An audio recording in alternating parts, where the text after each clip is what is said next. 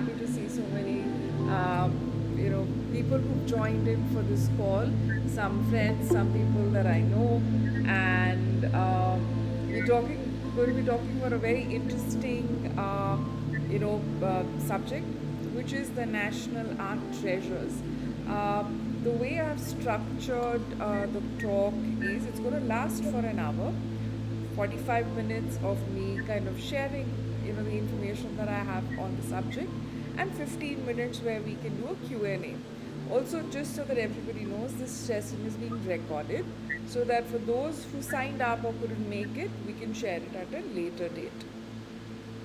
So to begin with, I will talk about what do you mean by national art treasures, the conception of the idea, how artists were selected or why they were selected. A little bit on the artist himself, Raja Ravi Varma. I'm not going to delve too much on the artist itself because there's enough information which is already available. And then I'm going to pick up on one particular aspect of the artist Raja Ravi Varma, is how was he perceived as an artist by the art community, by people, and what went into making of this whole persona that we have of Raja Ravi Varma. And I must say he's one of the few artists where you have so much of information and so much of detail. That one lecture or an hour is never enough. It's there are many facets to the artist. So we're just going to pick up on one which relates to the direct concept of what do you mean by, why national art treasures. Uh, so to begin with, the National Art Treasures is part of a larger act, which is the Antiquities and Treasures Act, which was kind of brought into India in 1972. This Antiquities and Art Treasures Act basically was, it derives, or the genesis of it is in UNESCO. And what is this UNESCO convention? Basically, it was, something that was developed to contain or to preserve the heritage of any country, to stop illegal trade, to stop smuggling, illegal trade, smuggling, and the country was losing its treasures to the art trade or the trade market, and that's where it kind of comes in. So for anything that has to leave the country, there has to be documentation, a registration process, provenance, where it came from. And interestingly, this is where your National Art Treasures Act come in. National Art Treasures in itself does not find mention in the UNESCO Convention, does not find a mention in the Antiquities and Art Treasures. These are two separate things. I've worked, like Darshan mentioned, I've worked for decades in the art industry, and there's usually a confusion. Just to kind of take a minute on this, the Antiquities and Treasures Act simply means this, that if you find an antiquity, an old stone object, a coin, a piece of jewelry, something that is made of metal, which is more than 100 years, it qualifies as an antiquity or an art treasure. This has to be registered with the Archaeological Survey of India. You get a certificate saying that this becomes an antiquity, which also means that it cannot be exported out of the country. It cannot be sold easily until unless you have a certificate. That's what your antiquities is. In this mix was a new thing that was introduced, which was the national art treasures. Basically, what was this? There was a set of artists identified as the treasure of the country, something that was irreplaceable, something that could not leave the country, which sounds fantastic. Is this something that is unique to India? No, there are other countries also that have it. For instance, Japan has this idea of national art treasure, but there it includes tangible, intangible artist styles of architecture and multiple categories within that. But in India, we have a unique situation where artists are identified or designated as national art treasures. What does that mean? part of the Antiquities and Art Treasures Act gets applied to it, which means that these artworks cannot be exported out of the country, cannot be sold to anybody who resides outside the territory, the geographical territory of India. It doesn't matter if they're 100 years old or not, but they cannot be exported. The first set of artists was declared in the year 1976.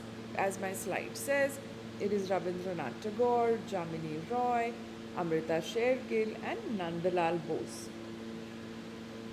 After another 3 years, there are five more artists that get added into the mix, which is Raja Ravi Varma, Gaganendranath Tagore, Abanindranath Tagore, Nicholas Roerich and Sailoz Mukherjea.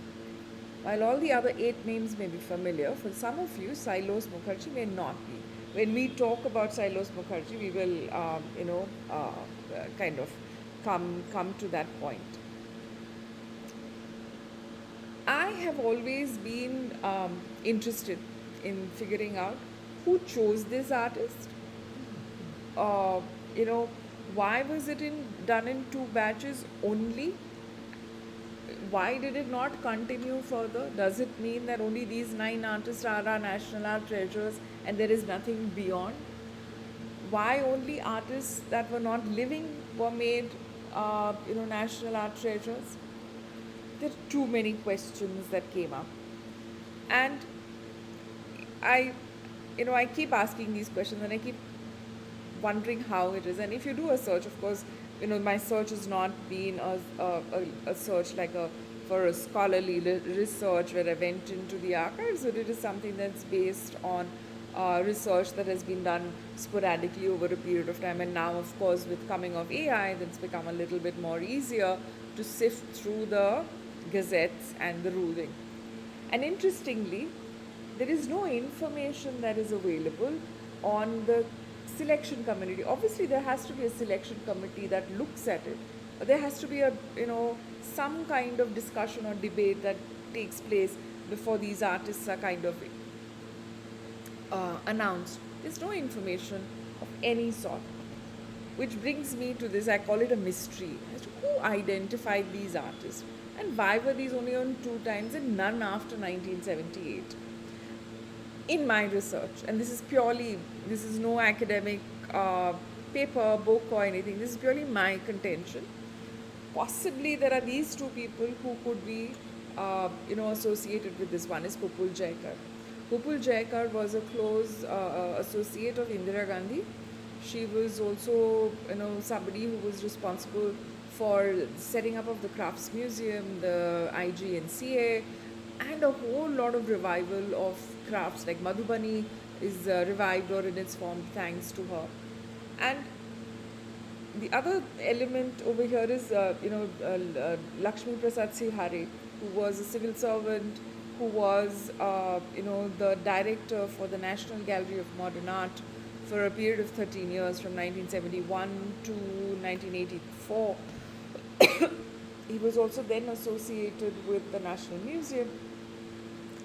But again, there's no written document saying that, he could have contributed or she could have contributed.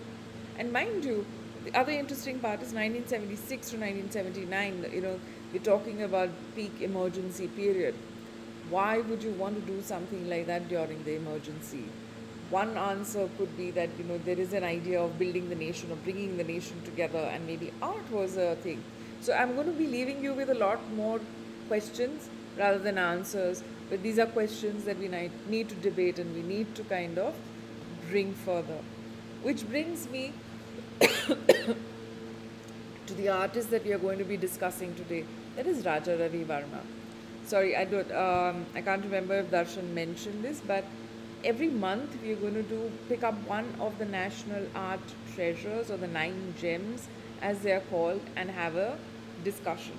We've identified it as every second Saturday of the month, so I don't have the dates, but that's the idea, that we will do them every Saturday, one artist, and kind of take it forward from there.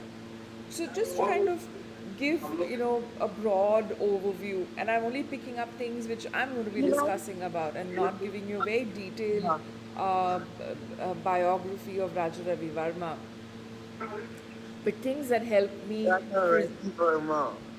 Sorry, somebody's microphone is on. Could you please unmute? Thank you. I'm just going to pick up on elements that will kind of help me make my case. One is that if you look at his trajectory, apart from the first one, which is just one of the awards and doesn't fall chronologically, if you see the chronology of his career, it's been through participations in art exhibitions. That's one core important thing that he did, and he participates in exhibitions. Like the earliest record that we have is 1873 to 1904. Remember, he passed away in 1906. So he was always participating in, art exhibitions. And these were, of course, times when you didn't have private galleries or anything else. These were your only venues to kind of showcase your work, where, of course, awards was a great aspiration. And to be seen, and you get commissions from there. So we today imagine that if he's Raja Ravi Varma, if he was so popular, if he was getting all these commissions, why would he continue to participate, in these mega exhibitions where there were so many other artists? Then apart from that, that's a thought I want you all to hold on to it. Apart from that, if you notice that there are commissions that he gets, it's interesting to note that he worked with two important and well-established royal houses. One was in Baroda, which was in 1881, which was a major commission that he had, and then he gets another commission in another 8 years, span of 7 years, again with the same family.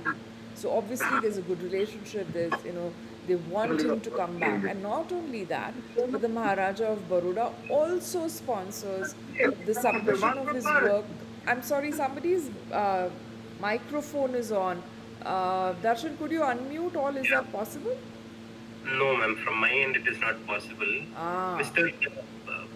So just Vishwas, requesting everybody, please unmute your microphone or just be sensitive if Mr. Vishwas, can you please mute yourself because it is disturbing? And also, Mr. Shil. Mr. Vishwas. Darshan, you could mute all of us, and then Yamini, you can unmute yourself. Okay, fine.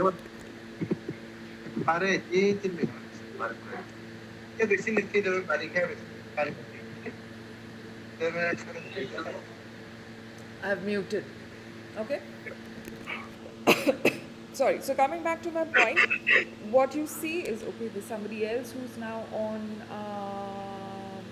Okay.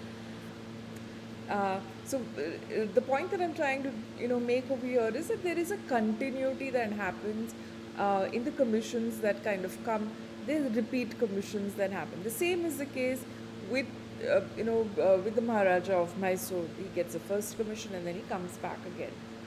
But interestingly, Raja Ravi Varma was always very conscious of the fact that he needed to have more commissions. He, there's a very interesting story, which is how he tried to gain commission from the Nizam of Hyderabad, because he was one of the richest, kings or the person alive at that particular point in time. And unfortunately, he never got that.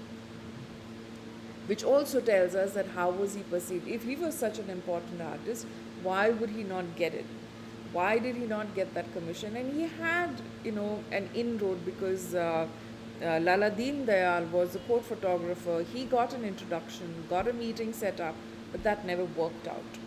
And that kind of says something, which says that while he was alive, though he had all of these commissions, and he had, he had popularity, the desire to, to have more work, more commissions was always there with him. I'm just going to take through, some of his works that are there. These works are all from the collection of the National Gallery of Modern Art, and I'm only going to stick to that and not, going to get into more works, because then it kind of goes all over the place. The idea is to talk about the national art treasures which are there in the NGMA's collection. This kind of, brings us brings me to the aspect of the reception. So while Raja Ravi Varma was alive, he he had a kind of a mixed reaction, is what I would say, because what happens in the royal courts, was one thing. Of course, the other thing you might turn around and say, but what about the printing press that he had, and while it proliferated in everybody's homes. Mind you, the printing press is something that was part of Raja Ravi Varma's studio practice from 1898 to maybe 1901 or 1903, because there are two different accounts which says that he kind of stopped within the first decade itself because there were heavy losses. Now, if his prints were so popular, what was the loss? The loss was, of course, two natural calamities. One was a fire, second was the plague. And it was such a loss-making proposition for him that he ultimately sold it to his chief printer, the German printer who was there, and he got out of the business. But the prints had popularity. There were 9, initially he began with 9 paintings, but subsequently new paintings were added on to it. Which brings us to, to the point that how did people look at him? Because if he's in the royal courts, and also this is a time when, as we move towards the latter half of the 19th century, when, the momentum for nationalism is kind of coming together. One person who kind of gave a very good response to his work was Swami Vivekanand. When Swami Vivekanand visited Baroda, he saw Raja Ravi Varma's painting and he said these are the kind of paintings which were to do with the Ramayana, particularly that series, saying that these would be inspirational. But immediately, a few years later, when Sri Aurobindo visited it, he criticized them heavily. He said, this is not the kind of art that we want for nationalism. What did Aurobindo see in them that he didn't like about it? And he saw it in Baroda itself. It was things like these, where it was about, the sensuality was there. There was an undercurrent of, eroticism which was coming in.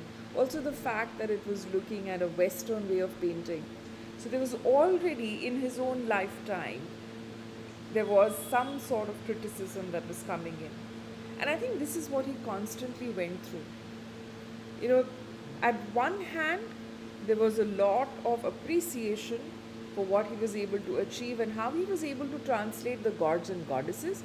And on the other hand, because he got the gods and goddesses in a Western thing, the nationalist who was on the other side said, no, this is not what it is. If you look at another aspect of it, when you of nationalism, when you talk about nationalism and art, the other family that you cannot ignore is the Tagore family.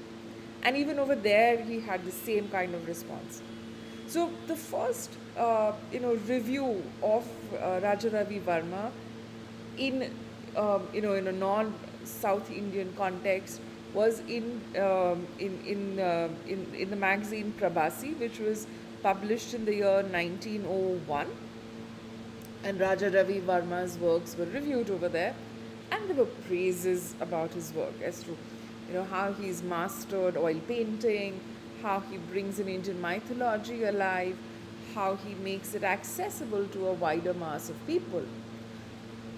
Rabindranath Tagore was also appreciative of his works and said that this is something that, bridges the gap of Indian art in contemporary times. The Tagore household is believed to have oleographs in their personal, personal living areas. And they were inspirational for the younger children there, so much so even Sunaini Devi, Abanindranath Tagore's sister, was inspired by them. But there's again a shift that happens.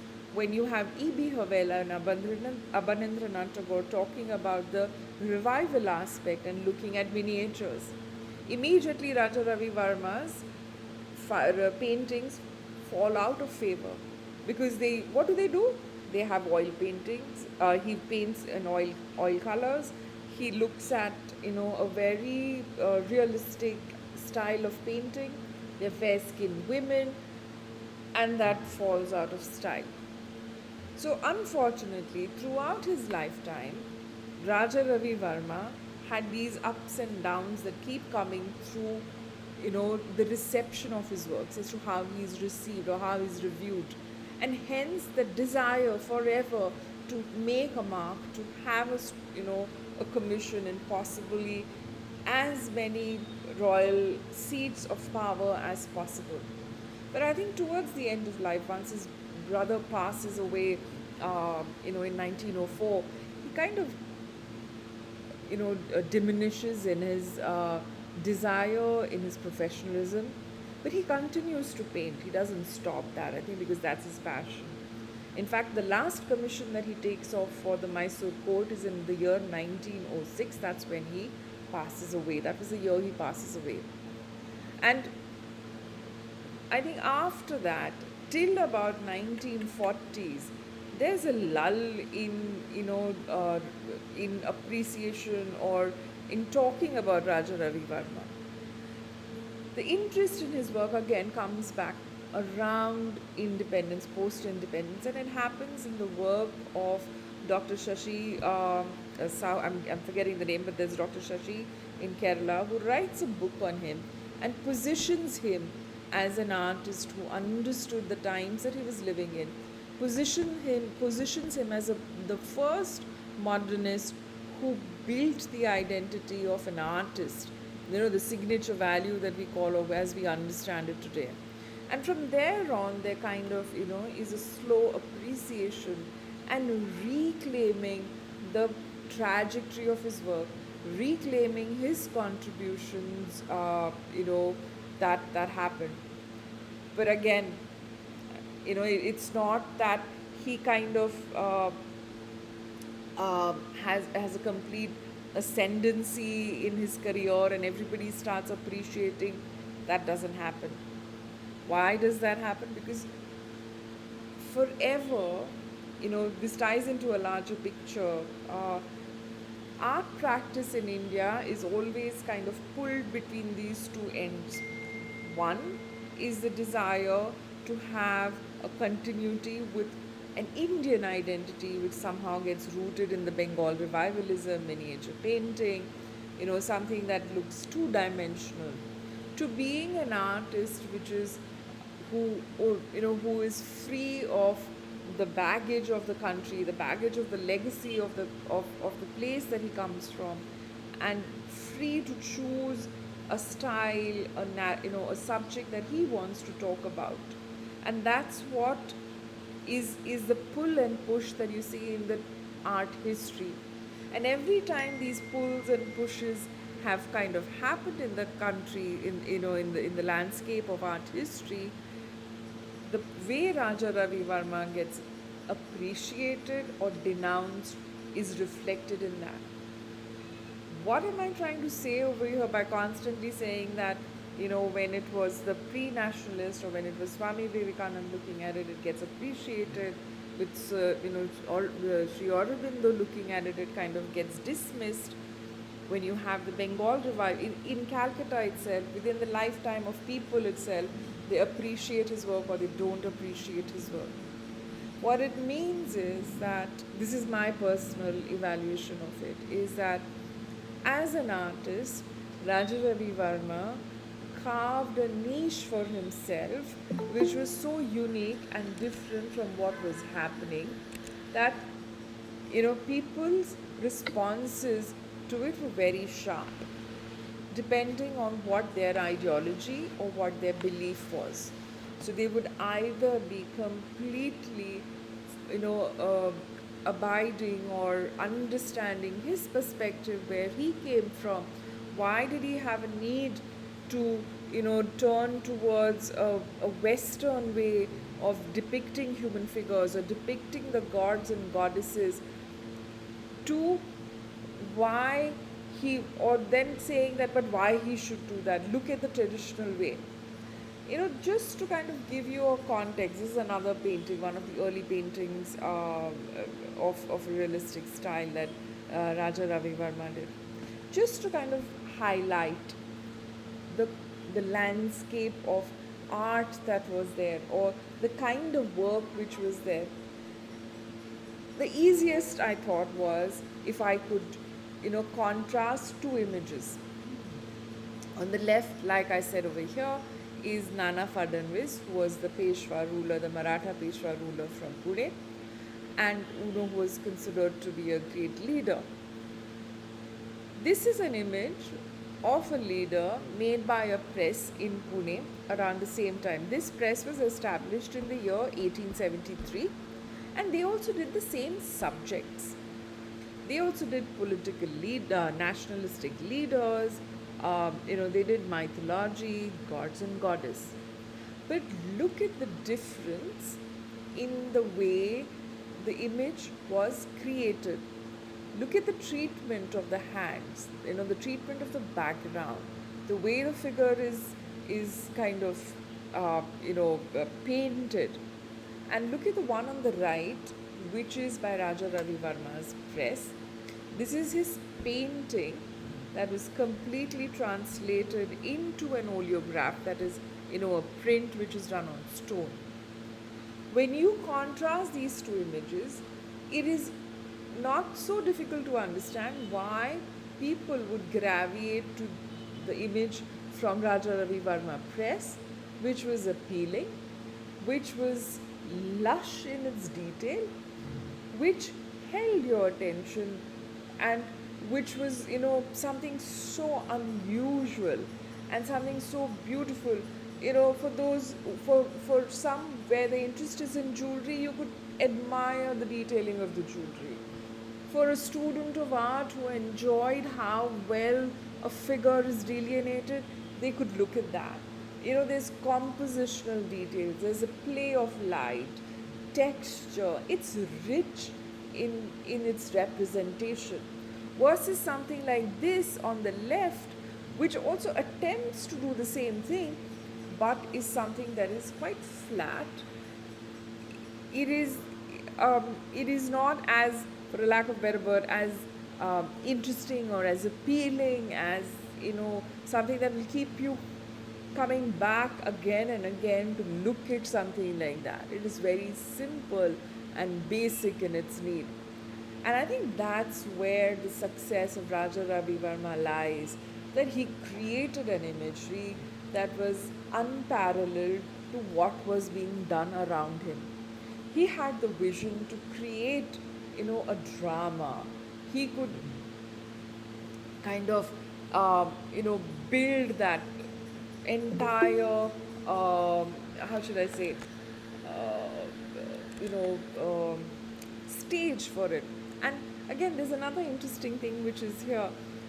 When you particularly look at this, it almost feels as if it's a stage or a set for a theatrical performance.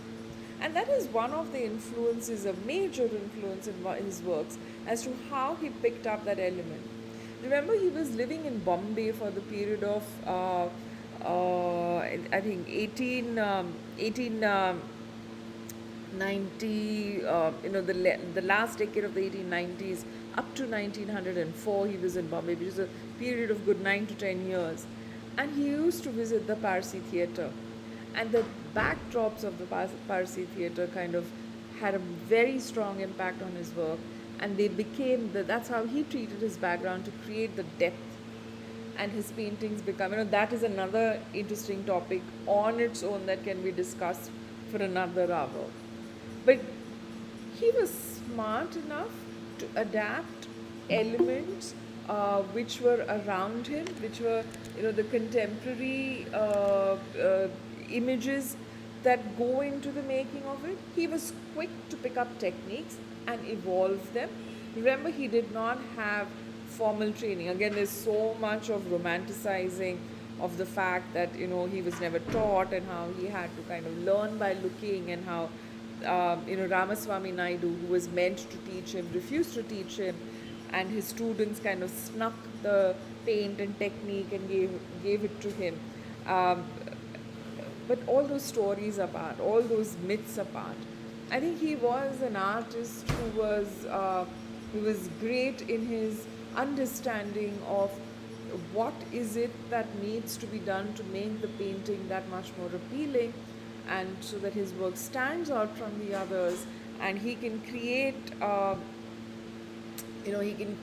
these lush imagery. And I think that's also the reason why he went into printmaking.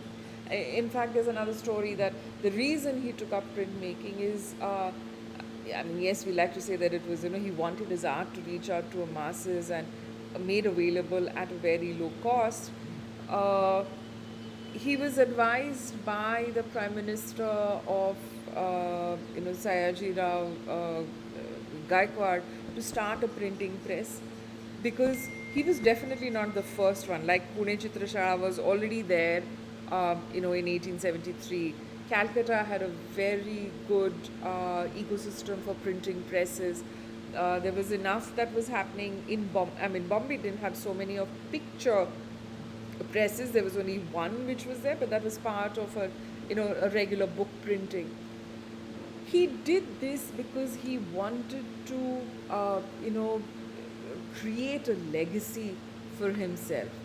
He wanted to make sure that this became kind of his marketing tool to kind of get more commissions. And interestingly, his prints, these paintings also become a moment for cinema, which was again taking root at that particular time, to be, the stage settings looked at his paintings and defined it that way. Like, again, there's a story saying that Dada Saheb Phalke, as a young student, used to work in his in his printing press in Girgaon, had access to these paintings, understood composition, understood the way it was being set up, and he used those references for his movies. So it's almost like a complete circle. Raja Ravi Varma looks at Parsi theatre, incorporates it in his paintings, and a student in his press takes it and puts it back into the movies. So it's a circular economy, or a cyclical economy, that you can say. But moving on with our subject, these are some of the images that were converted into prints. And the first one is Damayanti. The one in the middle is Shakuntala. Of course, this is not the most famous one, which was where she's lying down and she's writing the letter. And the last one is Menaka and Shakuntala. Again, these three set of pictures are extremely powerful, and he kind of, how should I say, when we look at it from a feminist perspective, it is not something that is very, how should I say, it's not seen in a positive note. But at the same time, the whole question of gaze, the male gaze, kind of comes in, and you can easily understand why later on it kind of gets criticized in the 70s, more, not so much in the 70s, but a little bit later, when people start questioning and re-looking at this whole idea of the male artist, or the male master, the genius of the male artist that kind of, comes into play. But before I conclude, I would just like to touch upon one final round of, where are we today with Raja Ravi Varma? What do we understand of his work? How is it being perceived? I think today Raja Ravi Varma has reached a point, and it's taken like a good 150 years. This year is 177th birth anniversary, which will be on 29th of April. There is enough time that has passed, I think, obviously, that has passed, between the work that he's created and today. He is your, beacon and your torchbearer of the so-called modern artist. Please do not take into account the movie that was made of him, that there is no bearing resemblance to anything of what went into the life of an artist. But I think apart from that, he did carve out a path that is very different and unique from anybody else. His contribution is looked at in an objective manner, and uh, in both ways, objectively, both in for to criticize and to be appreciated. The very fact that his works continue to command such high prices in auctions is one side of the story, because it is a change that occurred in the way an artist could build his career, could create a narrative and forge on despite of what was happening. What he truly did was that he created an identity for an artist which was not necessarily tied down to the patron. He was able to break away from the patron, not 100%, but to a large extent, and create something for himself. And I think gradually, over the decades, this change could be seen. In the recent times, one of the moments for this particular appreciation that happened was a landmark show that happened in 1993. And I think perhaps one of the first of the modern era show which looked at the work of Raja Ravi Varma, this was curated by A. Ramachandran, an artist from Kerala and also a modernist painter, and Rupika Chawla, who was a conservator, restorer, who's worked on his work for a very long time. In collaboration with the Raja Ravi Varma Foundation in Kerala, they mounted a massive, massive exhibition of Raja Ravi Varma's works. Some of them never seen before, because the NGMA, like I'm showing over here, has about 11 works, and the rest of them were in private hands. So that was the first opportunity to kind of see the strength and the kind of work that he did, the multiple subjects that he handled, the changes that have occurred over his lifetime. And again, no surprises there. There was a lot of resentment that came in. More than resentment, practicing modern artists at that time did not appreciate. For a while, she'll join back. Yeah. Hello? Ma'am, you are mute actually. I'm mute? Sorry, how much did you miss?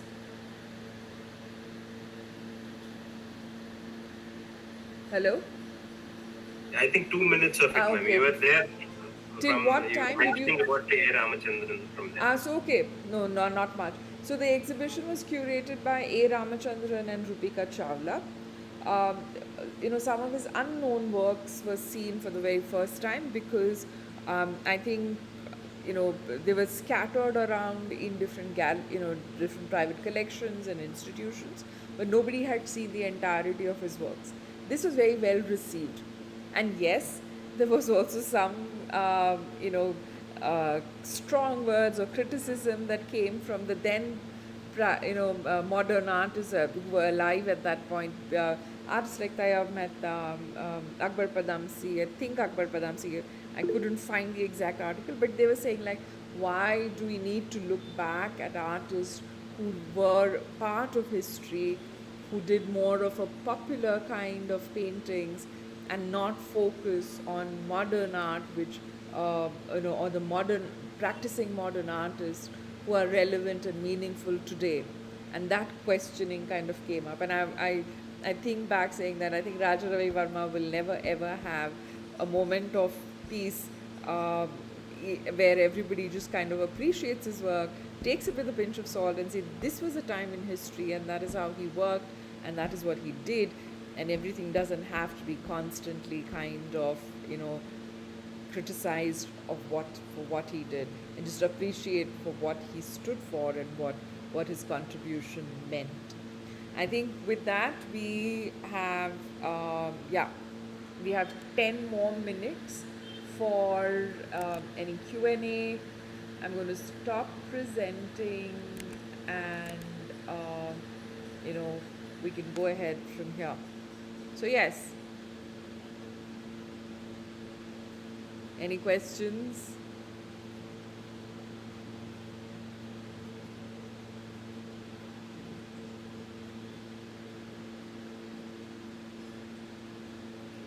Please unmute. Yes, ma'am, I'm Genevieve.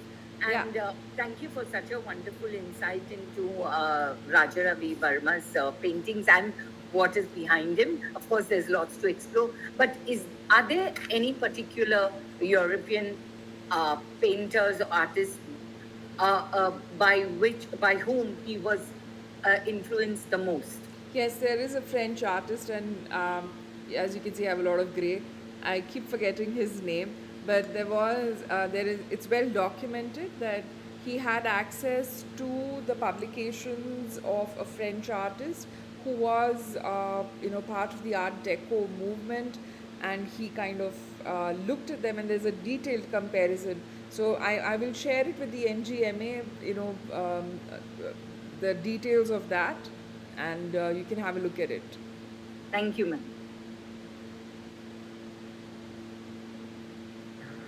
Ma'am, good afternoon. I'm Srikanth here. Yeah, hi, Srikanth. Thank you for a very interesting lecture and enlightening us on this great artist.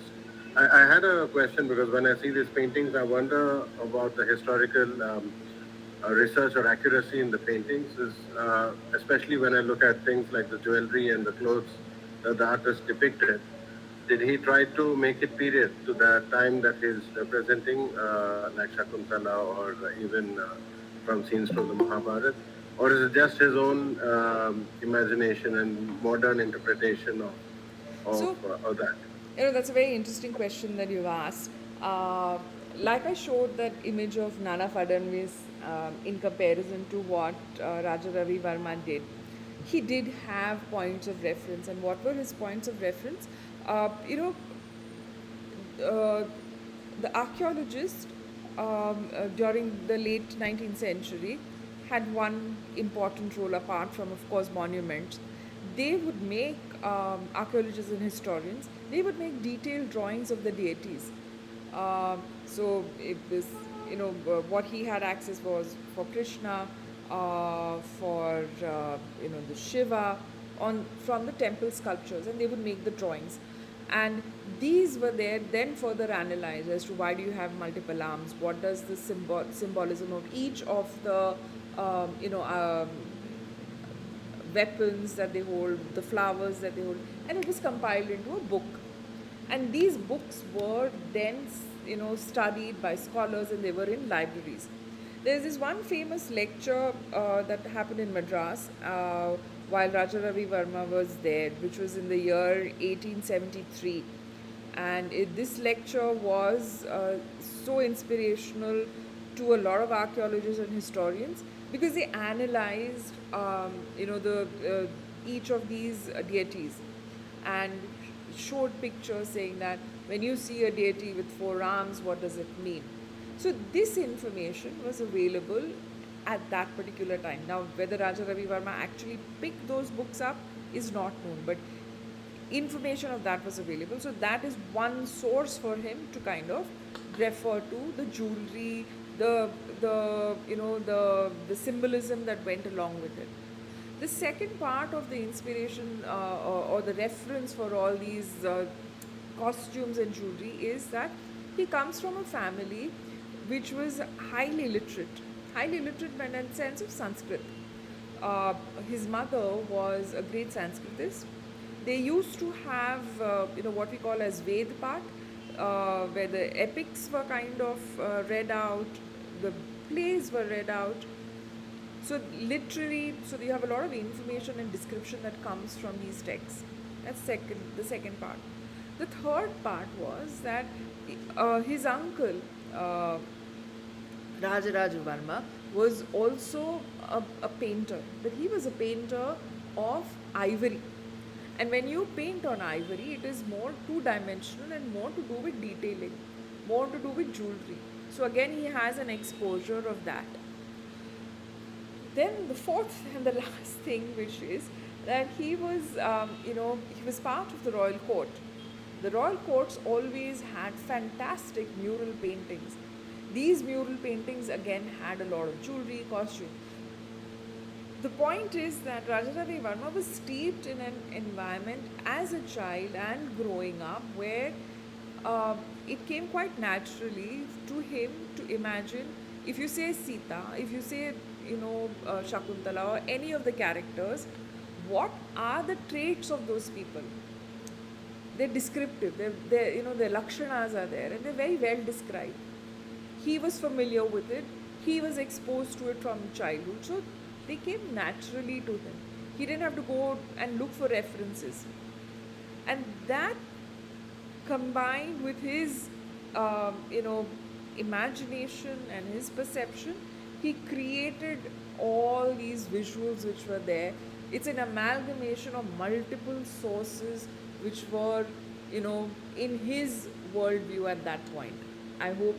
Now, to come to the last point, are they reflective of those times? We don't know what Shakuntala looked like, right? We only have descriptions.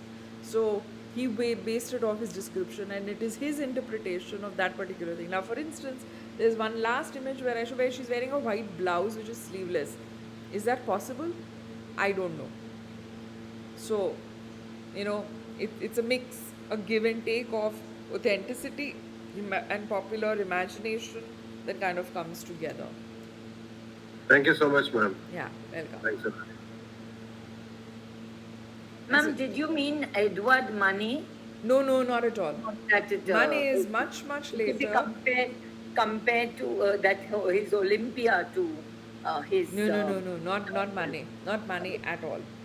And it's a French name, and that's why it's not coming to me very easily. And it's a double-barrel French name. William and... Sorry, Darshan?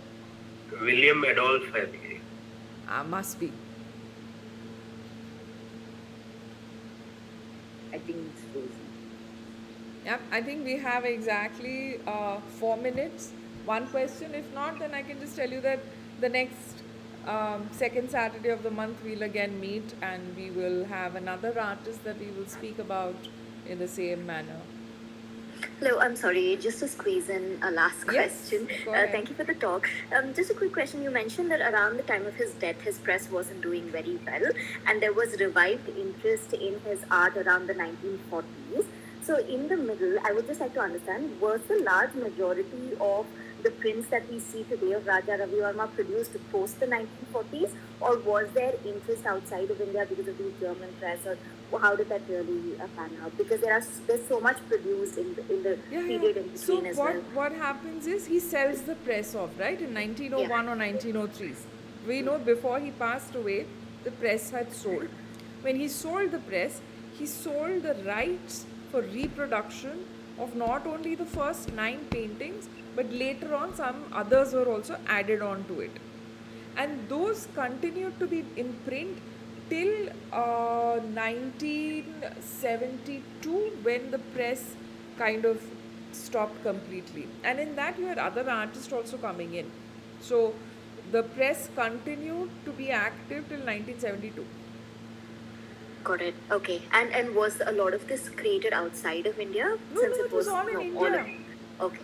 So the first press that he started was in Girgaon, which is in the heart of Mumbai. After the fire plague, when he was kind of, this is not working out, while he was still owner of the press, he moved it to a place called Malavli, which is around Lonavala, which is between Bombay and Pune. Till date, the press exists. I mean, it's dysfunctional right now. There was again a fire over there where the original stones got destroyed, where it was still very much, it's still very much there. It's all in India. Thank you so much. Thank you. So yeah, Darshan, I think we're done on time. Yeah. Yeah. Yes, somebody wrote the name correctly in the group chat. It's the Gustave Boulanger who's like the more popular one that he looks at, and there's a comparison between that painting of his and his. There's another one that Tilottama that is compared to. So have a look at that. So finally, I think we have come to the end of the first session. So on behalf of National Gallery of Modern Art, Bengaluru, Ministry of Culture, firstly, I would thank all the participants for being here. We had a good turnaround. I wish to see you all again. Thank you once again. And finally, I would like to thank Yamini ji. Ma'am, thanks a lot for this very insightful, very precise and timely session on Ravi Varma. It is enriching us. Thank you once again. And all the participants, I would request you all to kindly follow us on Facebook and Twitter and Instagram for the next session. And if there is a registration or is there any other way of doing it, we'll definitely keep you posted. It will be updated on the invite. So please look out for that. And please walk into NGMA